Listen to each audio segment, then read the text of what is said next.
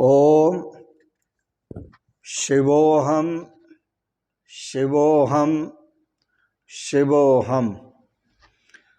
ओम सच्चिदानंद रूपाय विश्वोत्पत्त्यादिहेतवे तापत्रय विनाशाय श्रीकृष्णाय वयं नमः। श्रीकृष्णाय वयं नमः। ओम अखंडानंद बोधाय शिष्य संतापहारिणे सच्चिदानंद रूपाय तस्मै श्री गुरवे नमः। तस्मै श्री गुरवे नमः। पूर्व प्रसंग में आप भक्त प्रवर प्रहलाद चरित्र को श्रवण कर रहे थे। आज भी पुनः प्रहलाद चरित्र को श्रवण करेंगे।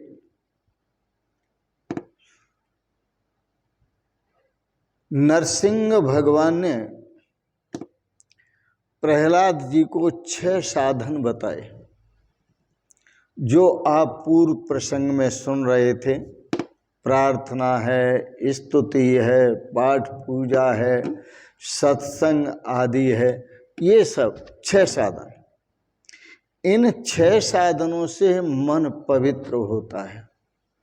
उसमें सत्संग भी है, संत महापुरुषों का संग, सत्संग, इससे मन पवित्र होता है। हृदय स्नेह पूर्ण बनता है, प्रेम पूर्ण बनता है। और जिसका हृदय स्नेह पूर्ण होता है, भगवान को वो बहुत प्यारा लगता है। नरसिंह स्वामी प्रहलाद जी से बहुत खुश हैं। प्रहलाद जी से कहा नरसिंह स्वामी ने कि आज मैं तुमसे बहुत खुश हूँ, बहुत प्रसन्न हूँ। आप जो मांगना चाहते हैं मांग लो। तो प्रहलाद ने क्या कहा? प्रहलाद तो निष्काम भक्त थे, अतः वो भोग आदि किसी प्रकार का कुछ मांगने को तैयार नहीं।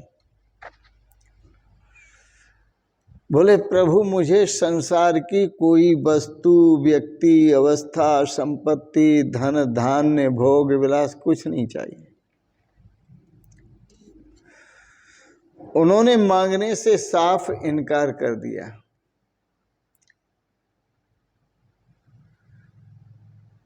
जो प्रभु की सेवा करे, सेवा पूजा करे और उसके बदले में कुछ मांगे, वो समझो बनिया है, व्यापारी है।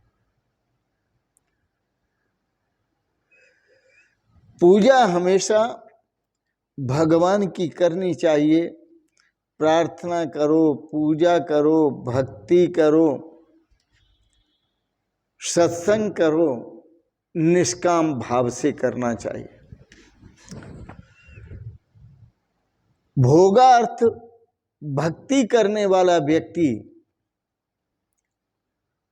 व्यापारी है, क्योंकि वह भगवान की भक्ति करता है और बदले में संसार के भोगों को चाहता है। अपने लिए ठाकुर जी को तकलीफ न दो, भगवान से कुछ न मांगो।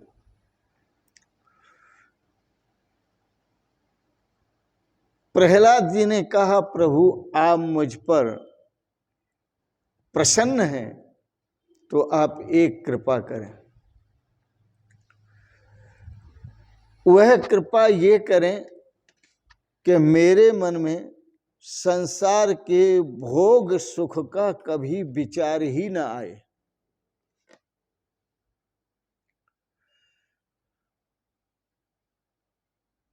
किसी भी प्रकार से मेरी इंद्रियां भोग ऐश्वर्य के लिए लालायित न हो।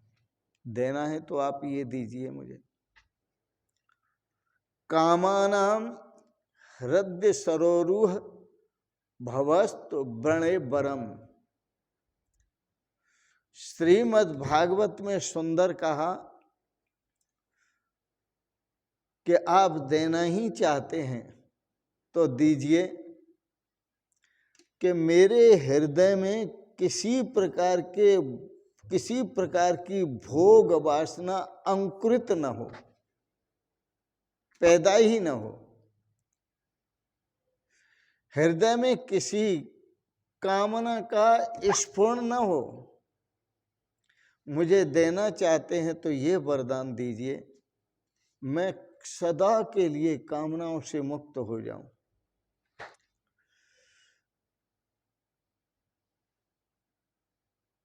बड़ा सुंदर है प्रहलाद जी का चरित्र।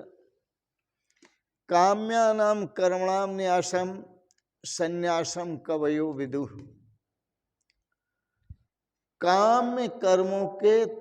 काम्यानाम कर्मणाम न्यासम,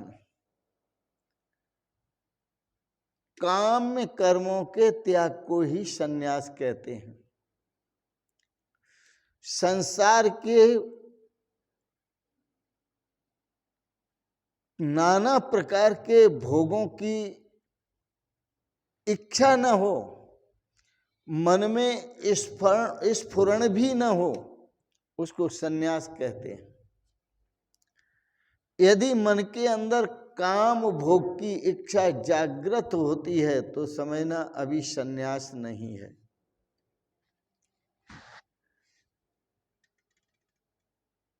प्रहलाद जी कहते हैं, प्रभु मेरे पर ऐसी कृपा कीजिए, क्योंकि भगवान ने प्रहलाद जी को कहा, देखो तुम्हें मांगना तो पड़ेगा, जो मांगना चाहो वो मांग लो, मैं तुमसे बहुत प्रसन्न हूं। तो प्रहलाद जी ने कहा, आप देना चाहते हैं तो दीजिए, मैं मांगता हूं, मेरे पिता की दुर्गति न होने पाए। जिस पिता ने प्रहलाद जी को मारने का, उन्हें तकलीफ देने का, कष्ट देने का तरह तरह का उपाय किया, उस पिता की दुर्गति न होने पाए, यह भगवान से मांगते हैं। वस्तुतः अपकार का बदला जो उपकार से देता है वही संत है। अपकार का बदला जो उपकार से देता है वही परम भक्त है। अपकार का बदला जो उपकार से देता है वही मुक्ति का पात्र है, भक्ति का पात्र है, ज्ञान का पात्र है।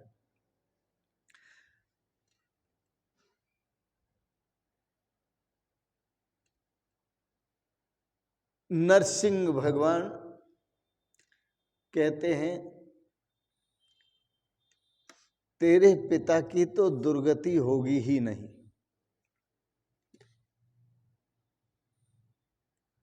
वैसे ये है कि उनको सद्गति देने की मुझ में क्षमता नहीं है।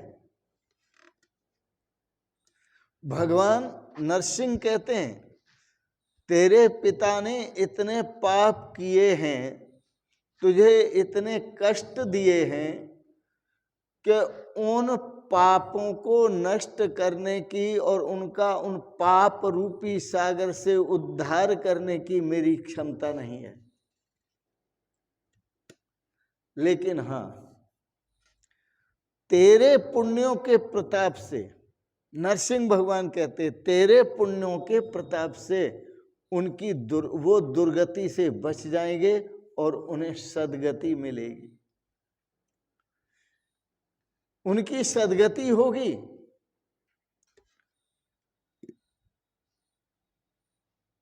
नरसिंह भगवान प्रहलाद को कहते हैं, जो मेरा अनन्य भक्त होता है उसकी 21 पीढ़ियों का उद्धार होता है, मेरे कारण नहीं, उस अनन्य भक्त के कारण। जो मेरा अनन्य भक्त है, उस भक्त के कारण उसकी 21 पीढ़ियों का उद्धार होता है। पहली पीढ़ी पितृपक्ष, दूसरी पीढ़ी मातृपक्ष और तीसरी पीढ़ी ससुराल पक्ष, पत्नी पक्ष। तो 7 पीढ़ी पितृपक्ष की, 7 पीढ़ी मातृपक्ष की और 7 पीढ़ी ससुराल पक्ष की।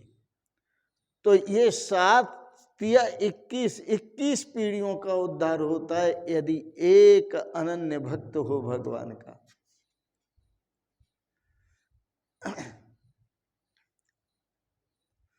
भगवान कहते हैं, आज तक मैंने रावण, शिशुपाल, किसी दैत्य को गोद में नहीं लिया। ये विचार करो, जितने दैत्य हुए आज तक किसी को गोद में नहीं लिया, लेकिन तेरे पिता को गोद में लिया मैंने। तेरे जैसा भगवत भक्त पिता का उद्धार कर सकता है, इसमें कोई आश्चर्य नहीं है। माता पिता दुराचारी हो और भक्त सदाचारी हो तो वह उनका उद्धार कर सकता है, किंतु यदि माता पिता दुराचारी हो और पुत्र भी दुराचारी हो तो उनका उद्धार कोई कर नहीं सकता, उनकी तो दुर्गति होगी ही। नरसिंह भगवान कहते हैं, एक सुंदर उदाहरण देते हैं कि जिसके माता पिता दुराचारी हों और पुत्र भी दुराचारी हो तो उनकी दुर्गति होती है, सद्गति नहीं होती। एक बड़ी मीठी कथा है हंस और हंसनी की। आकाश में विचरण करते हुए हंस और हंसनी तीर्थ यात्रा पर निकले थे। रास्ते में रात्रि हुई, उन्होंने सोचा इस वृक्ष पर विश्राम कर लेते हैं। वह दोनों ही वृक्ष पर बैठ गए। उस वृक्ष पर कौवे का घोंसला था। कौवे ने कहा, बड़ी सुंदर थी हंसनी। उस हंसनी को देखकर कौवे ने कहा, आइए आइए बैठिए। आप ऐसे क्यों बैठते हैं, मेरे घर में बैठिए। उस कौवे ने जो अपना घर बना रखा था उसमें बिठा दिया उनको। रात्रि को दोनों ने, हंस और हंसिनी ने, विश्राम किया। जब प्रातः काल हुआ तो हंस उठा और हंसनी को जगाया और कहा, चलो अब आगे चल रहे हैं। कौवा बोला, क्या कहा? तुम जाना चाहते हो तो चले जाओ, लेकिन ये हंसनी नहीं जाएगी क्योंकि हंसनी मेरी है। हंस ने कहा, भैया हंसनी तो मेरी है। बोले, तुम्हारी कैसे है? हंसनी मेरी है क्योंकि मेरे घर में रहती है, इसलिए मेरे घर में रही है, इसलिए हंसनी मेरी है। हंस जो था बेचारा बहुत दुखी हुआ और कौवा बोला, चलो अदालत में चलते हैं, फिर निर्णय होगा कि हंसनी किसकी है। हंस और हंसनी दोनों अदालत में गए। न्यायाधीश ने वाद को, दोनों के वाद को श्रवण किया। न्यायाधीश बोले, मैं कल निर्णय दूंगा, तुम्हारा वाद सुन लिया है, इस पर विचार करूंगा, कल निर्णय दूंगा।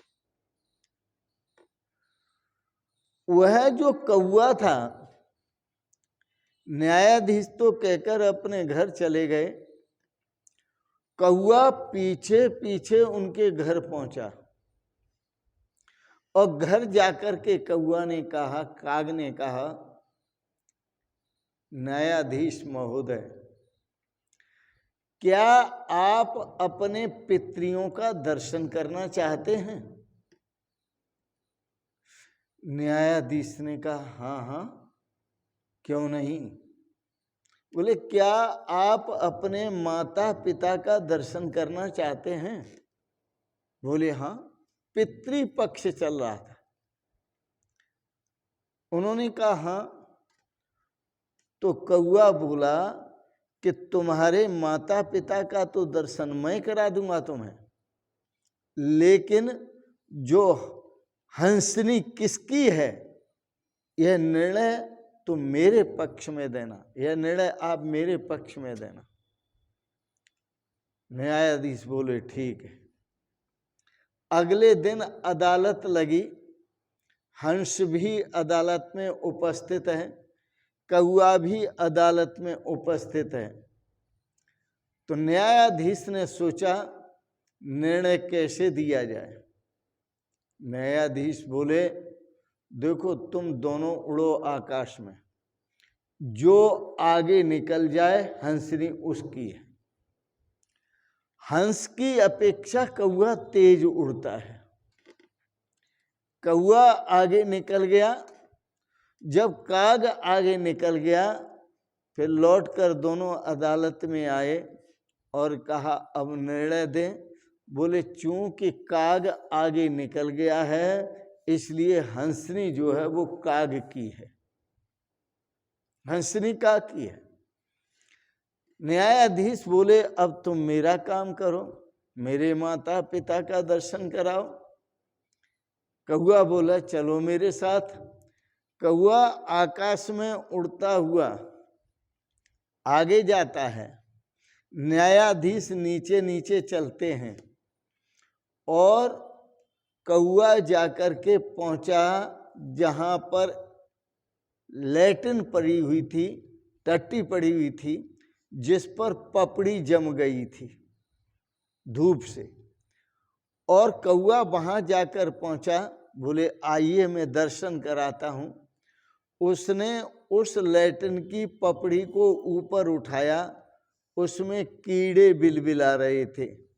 जब कीड़े बिलबिला रहे थे तो कौआ ने कहा, देखिए कि आपके माता पिता और आपके दादा पिता प्रपितामह सब ये हैं। न्यायाधीश बोला कि यह उनकी दुर्गति कैसे हुई। काग से बोला, ये बताओ यह दुर्गति कैसे हुई। तो काग ने कहा, न्यायाधीश महोदय कि न्याय की कुर्सी पर बैठ करके जो अन्याय करते हैं उनके माता पिता पितृपक्ष की ऐसी ही दुर्गति होती है, और उनकी खुद की भी दुर्गति होती है।